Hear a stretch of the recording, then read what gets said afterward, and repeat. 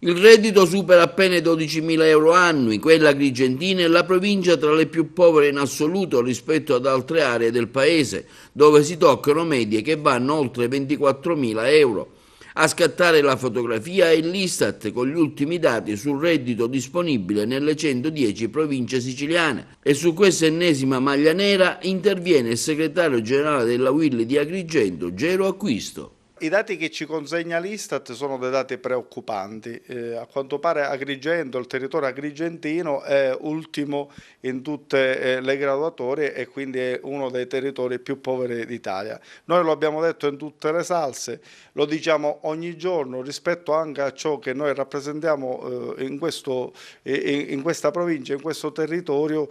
La UIL si è spesa durante questi anni a tutela dei più deboli, a tutela in rappresentanza delle emergenze. Noi ci aspettiamo comunque che il governo regionale guidato da Musumeci assieme alla propria squadra di governo possa comunque invertire questa rotta e dare delle risposte a queste tante emergenze. Basta pensare alla viabilità, abbiamo 18 strade provinciali che sono chiuse, abbiamo l'Agrigento-Palermo che non si completa, abbiamo l'Agrigento-Caltanissetta ancora da definire, quindi con tutte queste anomalie, con tutte queste emergenze sicuramente vanno a danneggiare anche le opportunità di crescita e di sviluppo per questo territorio. Ecco, brevissimamente, avete avuto un incontro al CUA, quale può essere il futuro del CUA e le domande che chiaramente sono state poste al nuovo rettore?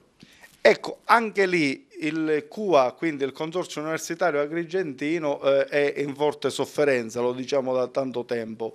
Ora è cambiata la guida del CUA, abbiamo il professore Busetta che abbiamo incontrato unitariamente con il CGIL e CISL nei giorni scorsi e è stato un incontro importante, un incontro dove abbiamo capito le reali intenzioni, le buone intenzioni, i buoni propositi del presidente Busetta, però quello che ho detto io in quell'occasione, quindi come posizione della UIL, era quello di capire quale sia la volontà non tanto del professore Busetta ma del presidente della regione Musumeci assieme al rettore dell'Università di Palermo, il professore Micari, sul destino che dobbiamo dare a questo consorzio universitario. Noi dobbiamo consentire ai nostri giovani agrigentini di formarsi presso la propria provincia, presso il proprio territorio, onde evitare di farlo andare via. Noi si capisce che essendoci un consorzio universitario, quindi un punto di cultura e di formazione, si possono creare anche le condizioni di economia generale che possono anche portare Agrigento fuori da questo stallo, fuori da questa difficoltà di emergenza.